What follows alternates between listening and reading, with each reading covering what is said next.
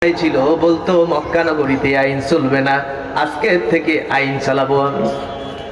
আল্লাহ নবীর আপন চাচা নাম তার আবুল আহাব, তার পরিচয় ছিল মক্কার ধর্মমন্ত্রী। কোন মন্ত্রী?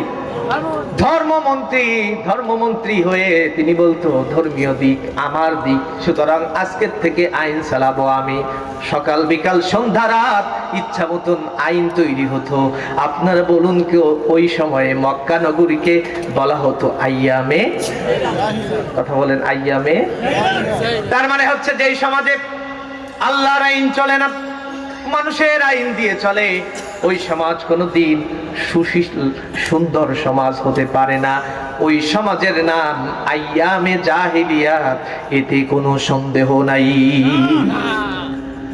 5 তারিখে কি হলো এটা আপনাদেরকে আর বলার দরকার নাই। যাই হোক, ডক্টর সাহেব আসলেন না?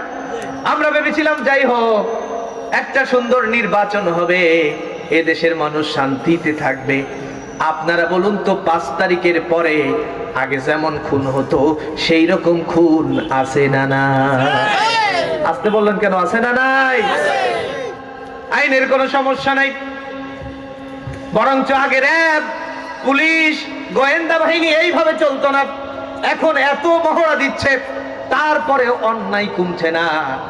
30,000 40,000 টাকার বিনিময়ে শত্রু তার আরেক শত্রুকে শেষ করে দিচ্ছে। এরকম হচ্ছে কি হয় না? হচ্ছে কি হচ্ছে না? তার মানে হচ্ছে আইন আপনি যতই করা হন না কেন, আইনের একটি বিধান আছে, কানুনের একটি বিধান আছে। এই বিধান মানুষের তৈরি করা বিধান নয়, এই বিধান দিয়েছেন যিনি, তিনি কে? আরো জোরে বলেন কে? হত্যার বিধান কোরআনে আছে না নাই? জিনার বিধান কোরআনে আছে না নাই? চুরির বিধান কোরআনে আছে না নাই? ডাকাতের বিধান কোরআনে আছে না নাই? অন্যের অর্থ লুটপাট করে খাওয়ার এর বিরুদ্ধে বিধান কোরআনে আছে না নাই? কোরআনের আইন যদি প্রয়োগ থাকতো, আল্লাহর কসম দিয়ে বলি 5 তারিখ কেন, আরো 50 বছর আগেও যদি কোরআন দিয়ে দেশ চলতো, এই দেশের মতো সুশৃঙ্খল সুন্দর দেশ পৃথিবীতে খুঁজে পাওয়া যেত না। এই কথা মানেন না কারা কারা? 2 হাত উঁচু করে আল্লাহকে দেখার তারা তারা সবাই মানেন? মানেন? আচ্ছা, আলহামদুলিল্লাহ। জোরে বলেন আলহামদুলিল্লাহ। আরো জোরে বলেন আলহামদুলিল্লাহ। এই কথাগুলো এজন্য বলছি, দেখেন আপনার আমার পরিচয় দুনিয়ার কোনো স্বার্থে নয়। আল্লাহ তাআলা আপনার আমার পরিচয় দিয়েছেন পরকালীন মুখী। জোরে বলেন সুবহানাল্লাহ। আমি আপনাদের সম্মুখে পবিত্র কোরআন আল কারীমের বহু পঠিত একটি সূরা, 5 নম্বর সূরা, সূরা আল মাইদা 35 নম্বর আয়াত তেলাওয়াত করেছি। তেলাওয়াতকৃত আয়াতের অন্তর্নিহিত বক্তব্য বলছি। আল্লাহর নবী, বিশ্ব নবী রাসূল করিম সাল্লাল্লাহু আলাইহি ওয়াসাল্লাম মক্কায় ছিলেন একই কোরআন নিয়ে, কিন্তু মক্কায় কোরআনের আইন চালু ছিল না।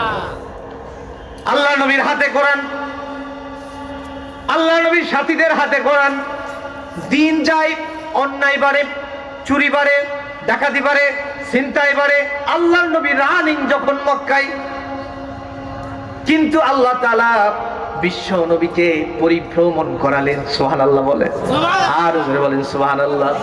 শেল্টার দেওয়ার মতো ছিল প্রিয়তমার স্ত্রী, আরে খাদিজাতুত তাহিরা। আপনার আমার স্ত্রী কেমন আর আল্লাহর নবীর স্ত্রী কেমন?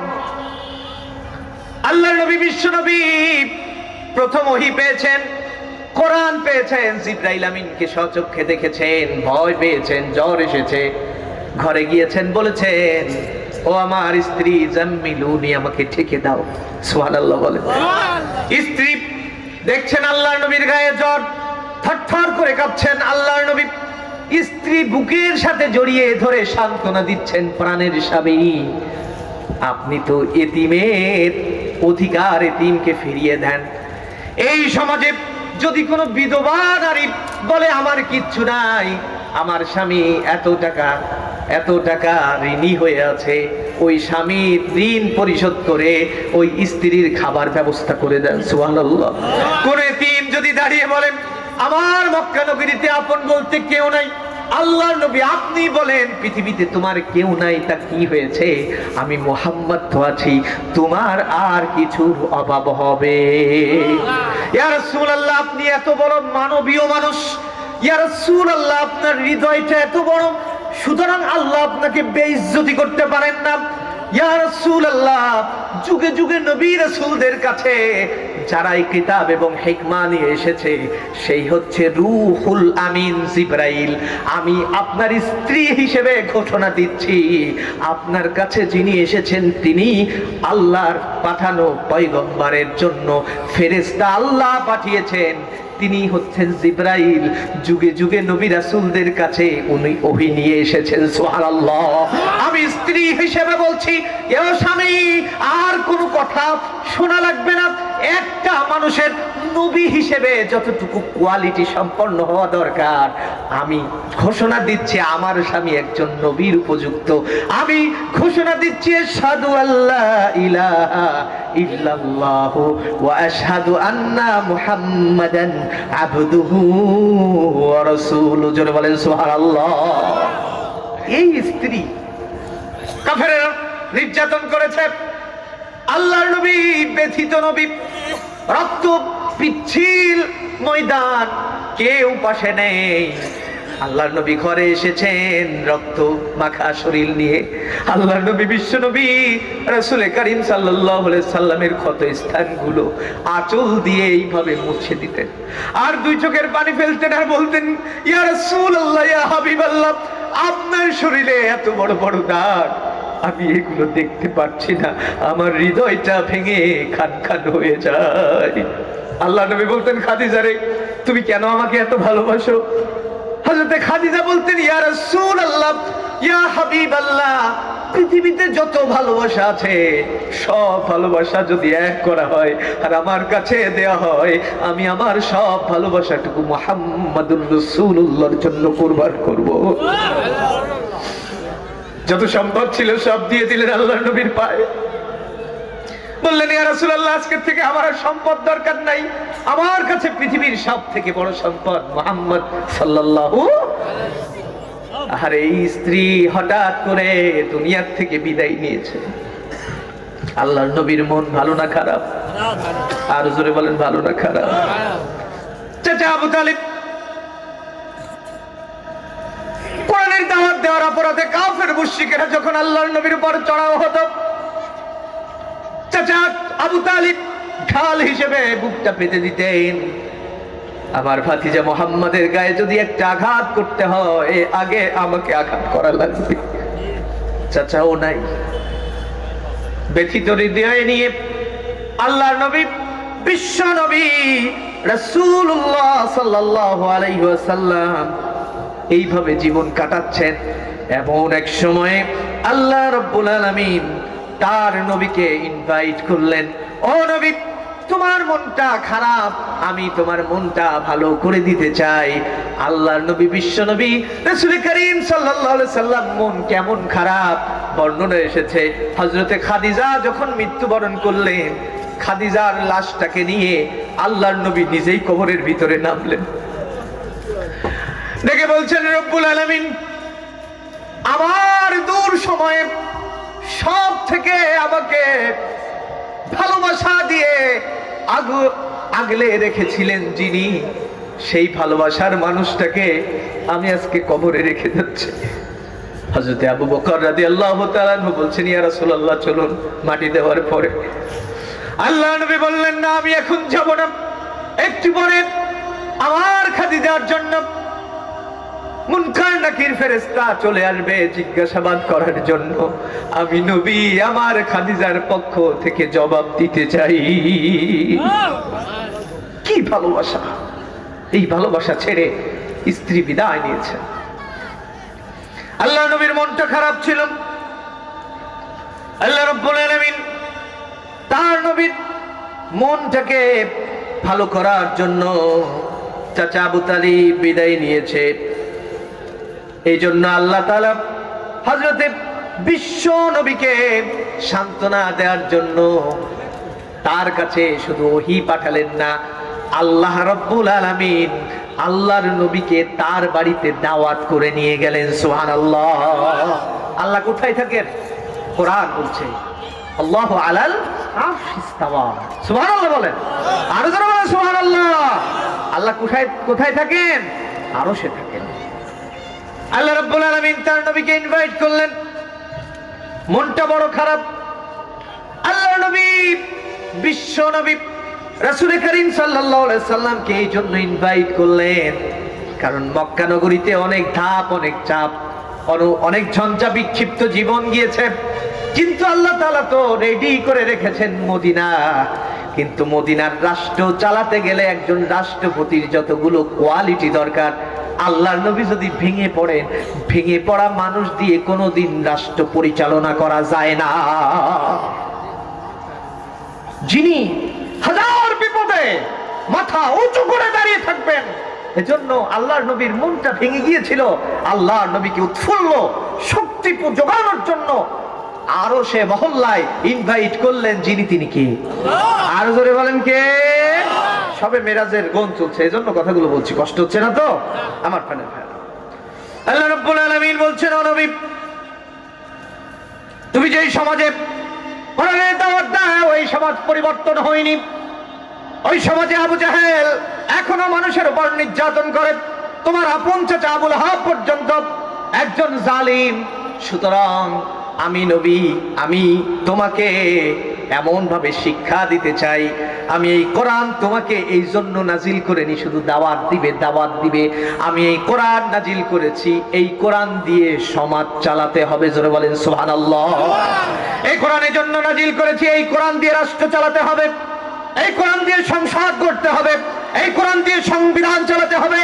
ও নবী, এই কোরআন শুধু দাওয়াতের জন্য নয়, এই কোরআন আমি দিয়েছি, আমি সংবিধান হিসেবে মানবতার মুক্তির জন্য দিয়েছি। সুবহানাল্লাহ। এই সবাই সুবহানাল্লাহ। ঘুম পড়তেছেন নাকি? ঘুম আসে? মাগরিব থেকে ঈশা পর্যন্ত আলোচনা করে এসেছি ভাগা ক্যাম্পে। আমি কথা বলতেছি আর আপনারা ঘুমাচ্ছেন। আপনারাও ঘুমান, আমিও ঘুমাই। ঘুমাতে ঘুমাতে দেখবেন যে ওই যে বুলেট গুলো আপনার আমার বাড়ির সামনে চলে এসেছে, এতে কোনো সন্দেহ হাসেন না। হাসার কথা বলছি না। অন্যায় দেখতে দেখতে অন্যায় যখন খেয়ে ফেলবেন, সেই সময় অন্যায় আপনার বাড়ির সামনে আসবে। রাগ করতেছেন না তো? যে কথা বলছিলাম, আল্লাহ রাব্বুল আলামিন আল্লাহর নবীকে জানিয়ে দিলেন, নবী, এই যে সমাজ চলে, এই সমাজে কোনোদিন উন্নতি হবে না, এই সমাজে কোনোদিন শান্তি ফিরে আসবে না। কারণ হচ্ছে লিয়ুযহিরাহু আলাদ-দীনি কুল্লিহি ওয়ালাউ কারিহাল মুশরিকুন।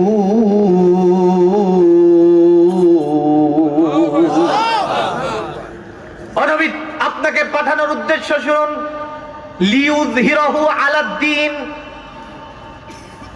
ও নবী, আপনাকে পাঠানোর উদ্দেশ্য হচ্ছে দুনিয়ায় মানুষের তৈরি করা যত দিন আছে, সমাজ ব্যবস্থা আছে, রাষ্ট্র ব্যবস্থা আছে, মানুষের তৈরি করা যত সংবিধান আছে, সেই সংবিধান উৎখাত করে আলাদ-দীনি কুল্লি ওয়ালাউ কারিহাল মুশরিকুন।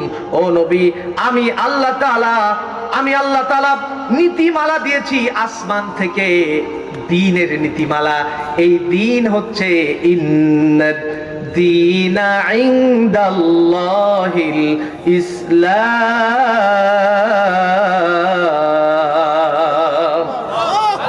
জোরে বলেন না আল্লাহু আকবার।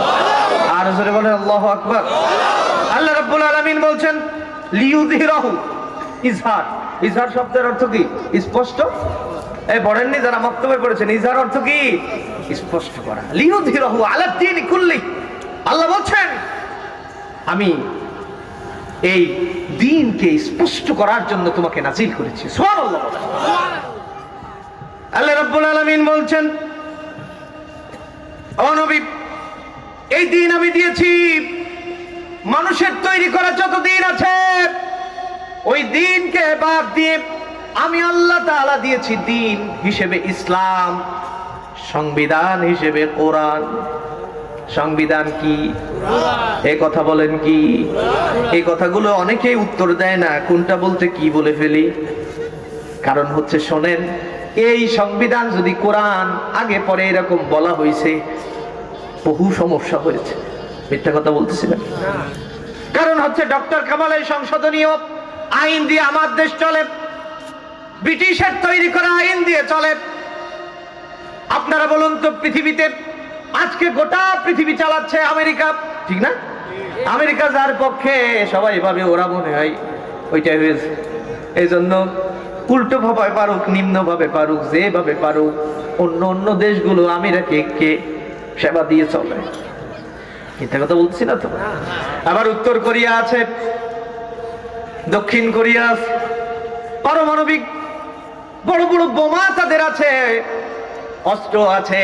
আপনারা বলুন তো, পৃথিবীর যত শক্তিশালী রাষ্ট্র আছে, আটলান্টিক আর প্রশান্ত মহাসাগরের উপকূলে দাঁড়িয়ে আল্লাহ বললেন যে এই বছর এই মাসের ভিতর বৃষ্টি দেব না। সকল শক্তিশালী রাষ্ট্রগুলো তাদের গোলা বারুদ, মিসাইল আর কামান যদি আল্লাহর আসমানে ছড়ে আর বলে বৃষ্টি দিবি না কেন, বৃষ্টি দিবি না কেন, আপনারা বলুন তো, এক ফোঁটা বৃষ্টি পড়বে নাকি? এই কথা বলেন, পড়বে?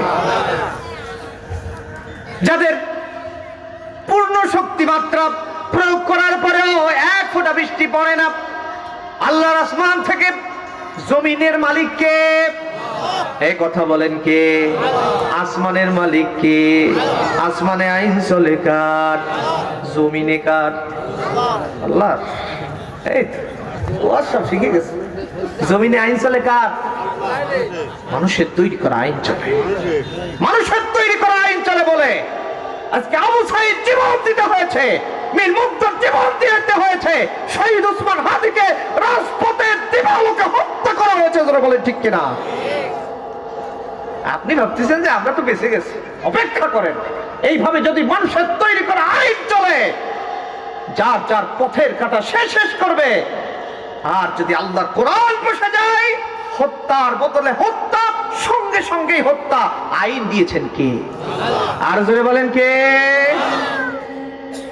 একজন হত্যাকারীকে ধরে প্রকাশ্য দিবালোকে যদি হত্যা করা হয়, আপনারা বলুন তো, মানুষের জীবন নিয়ে আর কেউ সিনেমিনে খেলবে নাকি? কিন্তু ওই আইন তো দিয়েছে আল্লাহর কোরআন। এই কোরআনের আইন আমাদের কাছে নাই, সমাজে চালু নাই। এইবারে বুঝে থাকলে বলুন তো দেখি, এই কোরআনের দরকার আছে না না? জোরে বলেন, আছে না না? আপনি বলবেন না, সাবেক যারা আওয়ামী লীগ করতেন, আওয়ামী লীগের সময় দুই গ্রুপিং ছিল কি ছিল না? এক গ্রুপের বড় নেতা আর এক গ্রুপকে মেরে দিয়েছে। ওই গ্রুপের ভুক্তভোগী পরিবার আমার বাগেরহাটের কোর্টের বারান্দায় 8-10 বছর ধরে দৌড়াচ্ছে, যাচ্ছে, আসছে। সুবিচার পেয়েছে নাকি? এই কথা বলেন, সুবিচার পেয়েছে নাকি? বিশ্বাস করুন, দুনিয়ার মানুষের তৈরি করা আইন দিয়ে কোনোদিন সুবিচার প্রতিষ্ঠিত হতে পারে না। এজন্য আল্লাহ রাব্বুল আলামিন বলছেন, লিউযহিরাহু আলাদ-দীনি কুল্লি। ও নবী, মানুষের তৈরি করা যত আইন আছে, কানুন আছে, এই সব বাদ দিয়ে আমি আপনাকে পাঠিয়েছি আল্লাহর দ্বীন প্রতিষ্ঠা করতে। জোরে বলেন সুবহানাল্লাহ, আর জোরে বলেন সুবহানাল্লাহ। আল্লাহর নবী, বিশ্ব নবী রাসূল করিম সাল্লাল্লাহু আলাইহি সাল্লাম বলেন, তিরমিজি শরীফের হাদিস, মান ক্বরাআল কুরআন ফাস্তাযহারাহু, যে কোরআন পড়ে এবং কোরআন প্রতিষ্ঠা করার জন্য কাজ করে। জোরে বলেন সুবহানাল্লাহ। এখানে আমার অনেক শ্রোতা বিন্দু এখানে আছে, কোরআন পড়েন, আছে না? আছেন না? আপনি যদি জীবনে নাও পড়েন, আব্বা মরে গেলে পড়েন, দাদি মরে গেলে পড়েন, আব্বা মরে গেলে পড়েন, মা মরে গেলে পড়েন, শ্বশুর মরে গেলে পড়েন, শাশুড়ি মরে গেলে পড়েন, কোরআন আপনার পড়াই লাগে। কিন্তু অনেক মানুষ আছেন, কোরআন সমাজে নেতৃত্ব দিয়ে প্রতিষ্ঠিত হোক, কোরআন দিয়ে রাষ্ট্র চলুক, কোরআন দিয়ে সংবিধান হোক, কোরআন মানুষের বিচার করুক, এই কথায় একমত পোষণ করতে পারে? এটা আমার কথা। পারেন? সবাই কি পারেন? চুপ করে থাকেন না, সবাই পারেন। আপনি কোথায় যাচ্ছেন ভাই? আল্লাহর নবী যে কথা বলেছেন এই কথা মিথ্যা আছে? আল্লাহর নবী বলেন মান ক্বরাআল কুরআন, যে কোরআন পড়ে, ফাস্তাযহারাহু, কোরআন প্রতিষ্ঠার জন্য কাজ করে, ফাহাল্লা হালালাহু ওয়া হাররামা হারামাহু, হালালকে হালাল হারামকে হারাম জেনে ছেড়ে দেয়। আল্লাহু আকবার বলেন। হালালকে হালাল হারামকে হারাম এটা জেনে শুনে ছেড়ে দেয়। আল্লাহ রাব্বুল আলামিন বলছেন আদখালাহুল্লাহু বিহিল জান্নাহ, আল্লাহ তাকে জান্নাতে দিয়ে দিয়েছেন। জোরে বলেন সুবহানাল্লাহ। তার মানে যে লোকটা কোরআন প্রতিষ্ঠিত হোক এটা চাইবে তার জন্য জান্নাত। কথাকার মুহাম্মদ সাল্লাল্লাহু আলাইহি ওয়াসাল্লাম। আর যে লোকটা জান্নাত কোরআন প্রতিষ্ঠিত হোক এটা চায় না তার জন্য কি আপনারাই বলেন। এটা বোঝার জন্য আমি বলি শোনেন, আজরাইল আলাইহিস সালাম একজন ফেরেশতার নাম, আগে পরে শুনছেন এই নাম? চেনেন?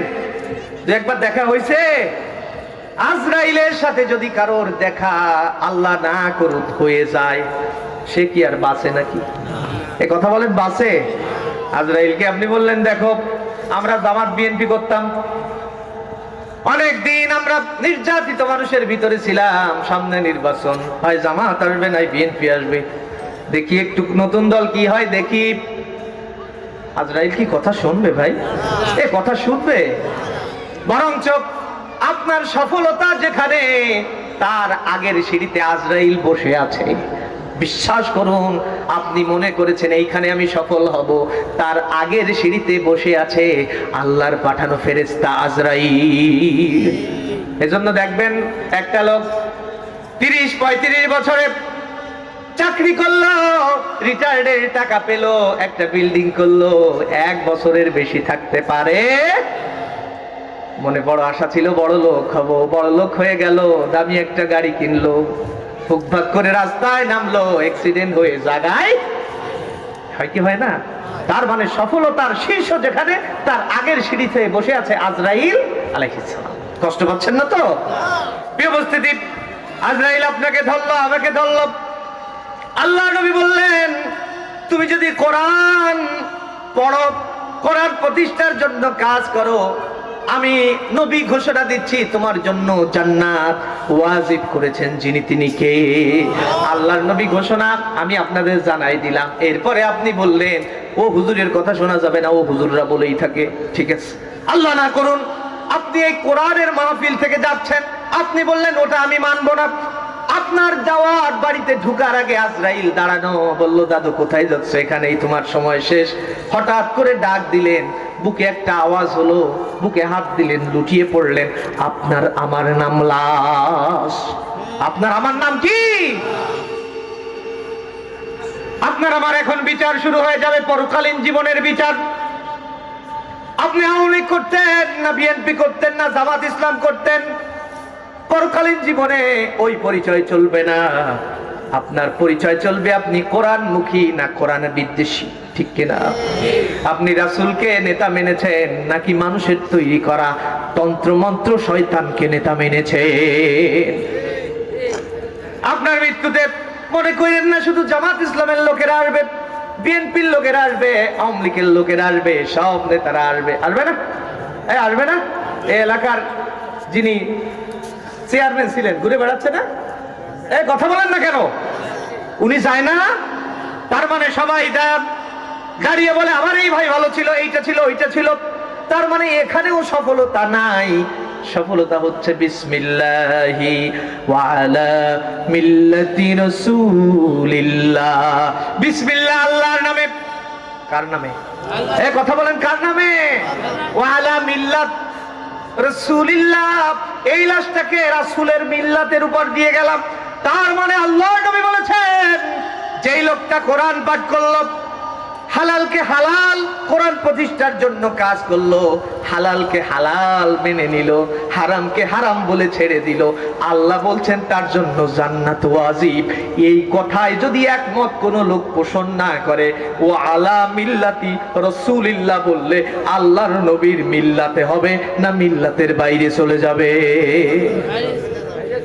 বাইরে চলে যাবে। এগুলো বোঝেন, কিন্তু পাগল মন কেন এত কথা বলে?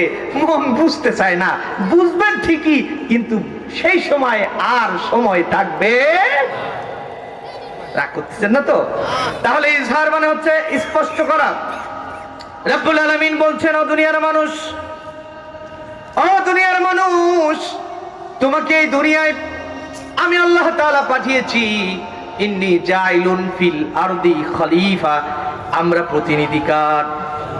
আর জোরে বলেন কার? আল্লাহ তাআলা তার নবীকে ডেকে বললেন, ও নবী, শোক দিবস এটা তোমার জন্য শোভনীয় নয়। রাষ্ট্র পরিচালনার যে কোয়ালিটি লাগে, আমি আল্লাহ তাআলা সেই কোয়ালিটি তোমাকে শিখিয়ে দেব। চিৎকার মেরে বলেন সুবহানাল্লাহ, আর জোরে বলেন সুবহানাল্লাহ। আল্লাহ তাআলা বলছেন, শুনেন, ইয়া আইয়ুহাল্লাযীনা আমানু তাকুল্লাহ।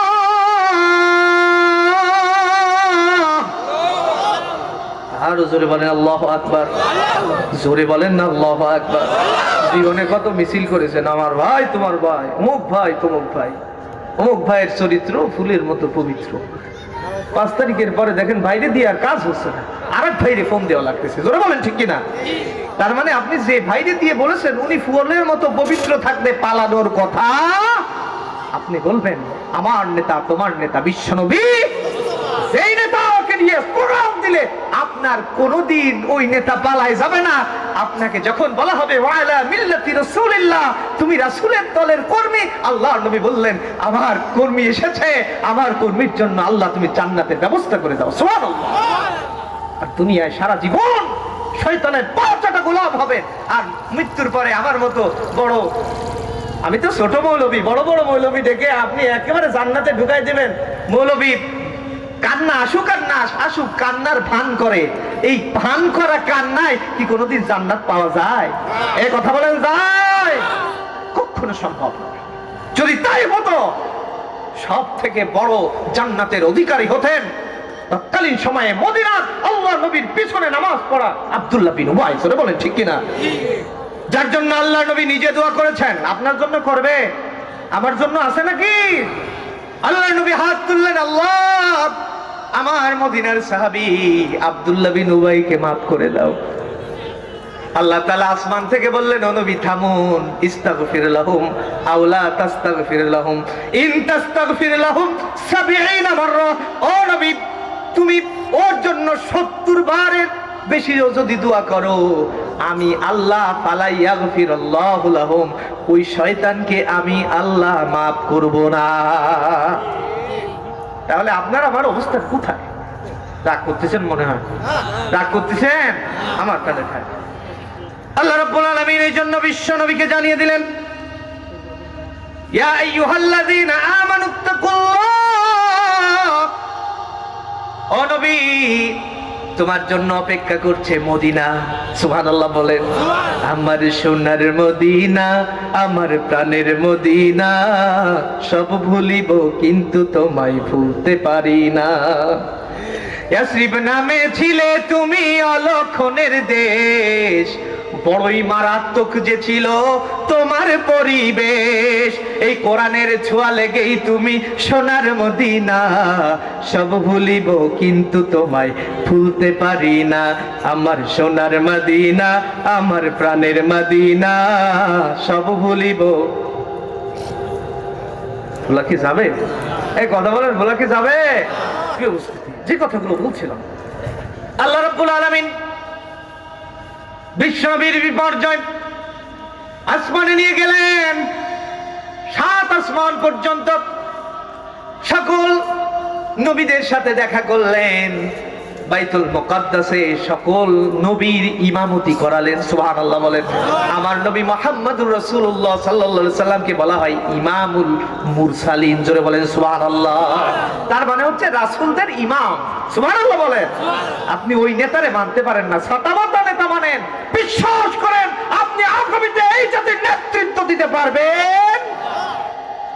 আপনি যদি নেতা হতে চান, আমার অনেক দায়িত্বশীল ভাইরা আছেন বিভিন্ন দলের, নেতা যদি হতে হয় আপনি সিরাতে ইবনে হিশাম কিনবেন। সিরাতে ইবনে হিশাম খুলে মুহাম্মদ সাল্লাল্লাহু আলাইহি সাল্লামের জীবনে পড়ুন, নিজের জীবনটা ওই রঙে সাজান। আপনি যেই দল করেন না কেন, আপনার নেতৃত্ব কেউ কেড়ে নিতে পারবে। আমার প্রাণের ভাইরা, আল্লাহর নবী বিশ্ব নবীকে আল্লাহ তাআলা রাষ্ট্রপ্রধান হওয়ার যোগ্যতা দিয়ে দিলেন। সুবহানাল্লাহ বলেন। আল্লাহর নবী বিশ্ব নবী মদিনায় চলে গেলেন। ইয়াসরিব নামের অলক্ষণের দেশ, বড়ই মারাত্মক। বছরের পর বছর আওস এবং খাজরাজ গোত্রের ভিতরে দ্বন্দ্ব লেগে থাকে, খুন খারাপি, রাহাজানি, সন্ত্রাস আর নৈরাজ্যে গোটা মদিনা জাহান্নামের নরক্ষেত্রে পরিণত হয়েছে। এমন এক সমাজে আল্লাহর নবী গেলেন। আল্লাহর নবী গিয়ে ডাক দিলেন, ইয়া আইয়ুহাল্লাযীনা আমানু তাকুল্লাহ। আরে আল্লাহু আকবার, জোরে বলেন না আল্লাহু আকবার। আর জোরে বলেন আল্লাহু আকবার। আল্লাহ বলছেন রাব্বাকা ফাকাব্বির, তুমি তোমার রবের নামে তাকবীর তুলবে। জোরে বলেন আল্লাহু আকবার। বিজ্ঞানের এই নিত্য নতুন দিনে সব থেকে নাম করেছেন যে বিজ্ঞান, মহাকাশ বিজ্ঞান। আমেরিকার নাসা বৈজ্ঞানিকেরা শুধু চন্দ্র পর্যন্ত পৌঁছাতে পেরেছে, কিন্তু আল্লাহর কোন গোলাম যদি একটিবার আল্লাহু আকবারের আওয়াজ দেয়, চন্দ্র সূর্য পাড়িয়ে সপ্ত আকাশ মারিয়ে সেই আওয়াজ আমার আল্লাহর আরশে মহল্লায় পৌঁছায় যায়। জোরে বলেন আল্লাহু আকবার। আর জোরে বলেন আল্লাহু আকবার। আমার প্রাণের ভাইরা, আল্লাহ তাআলা ডাক দিলেন, ইয়া আইয়ুহাল্লাযীনা আমানু। আল্লাহ ডাক দিলেন যারা ঈমান এনেছো। এখানে বেঈমান আছেন কারা কারা? দুই হাত উঁচু করে দেখান। তারা তারা সবাই ঈমানদার? আলহামদুলিল্লাহ বলেন। আর জোরে বলেন আলহামদুলিল্লাহ। সবাই ঈমানদার, আলহামদুলিল্লাহ বলেন। তার মানে এখানে যারা আছেন সবাই ঈমানের দাবিতে দাবিদার। তাদেরকে আল্লাহ তাআলা কি বলছেন শুনুন। ও দুনিয়ার মানুষ, ও দুনিয়ার মানুষ, ঈমানদার যদি হয়ে থাকো তাহলে তোমার ঈমান আছে কিনা আল্লাহর নবী সেটাকে বর্ণনা করেছেন। সুবহানাল্লাহ বলেন। আল্লাহর নবী বলেন ভালো কাজ যদি তোমাকে আনন্দ দেয়, আল্লাহর নবী বলেন অন্যায় কাজ যদি তোমাকে কষ্ট দেয়, ভালো কাজ তোমাকে আনন্দ দিবে। সুবহানাল্লাহ বলেন। অন্যায় কাজ তোমাকে কষ্ট দিবে, এটা যদি দিয়ে থাকে তাহলে বুঝতে হবে তাহলে তোমার ভিতরে ঈমান আছে।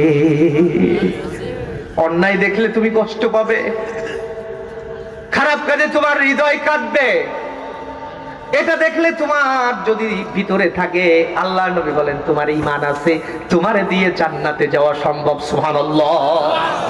এরপরে আল্লাহ তাআলা বলছেন ইত্তাকুল্লাহ,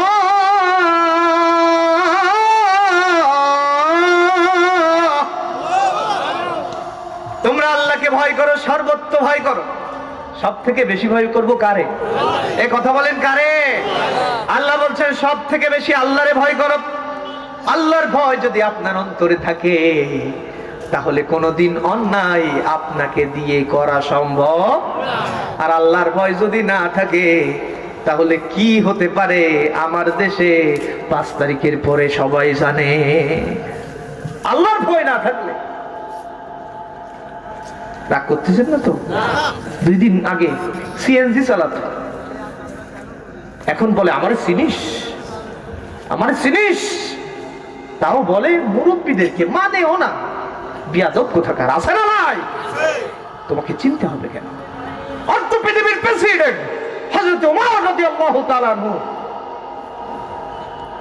ঘুমিয়ে রয়েছেন তালুকাময় স্থানে, মানুষেরা পাড়াইছে, না বুঝে পাড়াইছে অর্ধ পৃথিবীর প্রেসিডেন্টকে।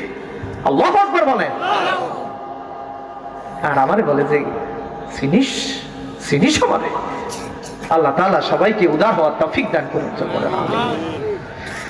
আমার প্রাণের ভাইয়ের, আল্লাহ তাআলা বলছেন ইত্তাকুল্লাহ, ও নবী সত্যের সন্ধানীরা যেন তাকওয়াবান হয়ে যায়। যদি তারা তাকওয়াবান হতে পারে, আমি আল্লাহ তাআলা বলছেন, আল্লাহ তাআলা বলছে ও দুনিয়ার মানুষ, তাকওয়াবানদের অবস্থা কি শোনো। ইন্নাল্লাযীনা ক্বালু রাব্বুনাল্লাহ,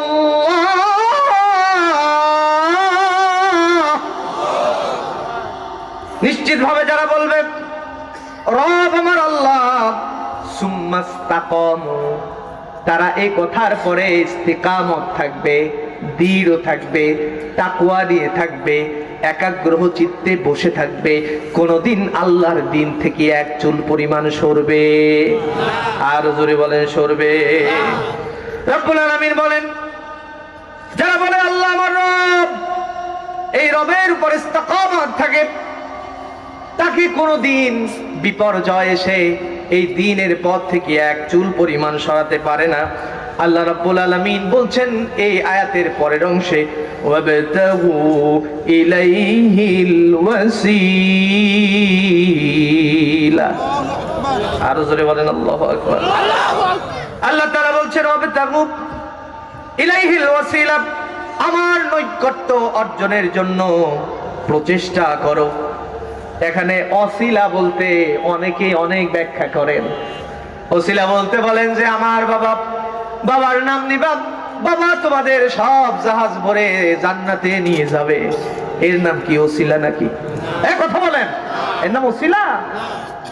সেখানে কিয়ামতের দিন আদালতে আখিরাতে আল্লাহ যেদিন হবে বিচারপতি, আর গোটা নবী এবং তার কর্মীরা হবে আসামি।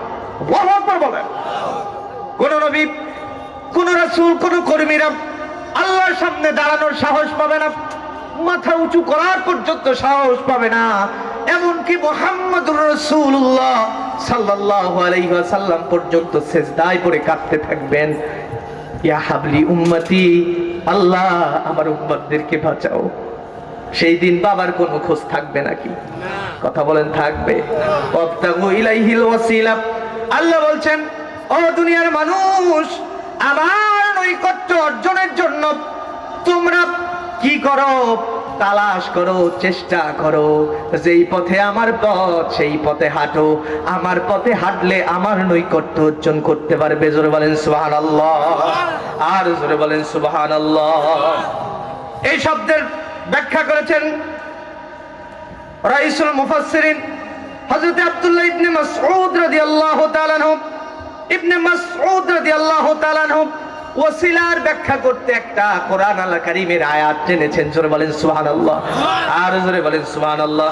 আল্লাহ তাআলা বলছেন, ইন্না সালাতি ওয়া নুসুকি ওয়া মাহইয়ায়া ওয়া মামাতি লিল্লাহি রাব্বিল আলামিন। তিনি বলছেন, তুমি বলো তোমার নামাজ কার জন্য? তোমার কুরবানি, তোমার বেঁচে থাকা, তোমার মরে যাওয়া। আল্লাহ তাআলা বলছেন তোমার সব কিছু যদি আল্লাহর জন্য হয়ে যায়, এই ওসিলায় তোমাকে ক্ষমা করবেন যিনি, তিনি কে? যেদিন আল্লাহ তাআলা হবেন বিচারপতি আর আমরা আসামি, আমাদের আমলনামাগুলো টানা হবে। ডানপন্থীদের ডান হাতে আমলনামা, বামপন্থীদের বাম হাতে আমলনামা। আপনি মনে করতে পারেন ওটা তো অনেক দূরে। না না, আপনার কবর থেকে আমলনামা টানবেন যিনি, তিনি কে? মুমিন যখন মারা যায়, আল্লাহ রাব্বুল আলামিন মুমিনের জন্য বলেছেন, ফাদখুলি ফি ইবাদি ওয়াদখুলি জান্নাতি। মুমিন যখন মারা যায়, কবর থেকে জান্নাতের সাথে সুঘ্রাণ দেন যিনি, তিনি কে? আর আল্লাহর দ্রোহী, ইসলাম বিদ্বেষী, আল্লাহর জমিনে আল্লাহর দ্বীন বিরোধী যদি মারা যায়, এর কবর থেকে প্রশ্ন শুরু, আর প্রশ্নই সে আটকা পড়ে যায়। আটকা পড়ার থেকে তার আযাব গজব শুরু হয়ে যায়। 3.5 হাত মাটির ঘর, কারো আপন কারো পর, কারো আবার ফুলেরই বাগান, কারো বা হবে জাহান্নাম। কঠিন হবে সেদিন তোমার না থাকিলে নেকি, ওই কবরে যেতে হবে, থাকবে না কেউ সাথী।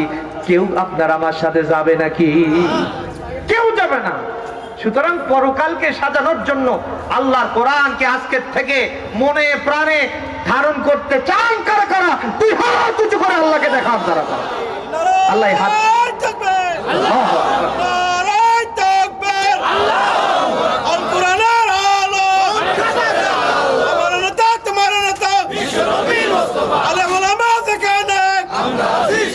কোরআন সুন্নাহ যেখানে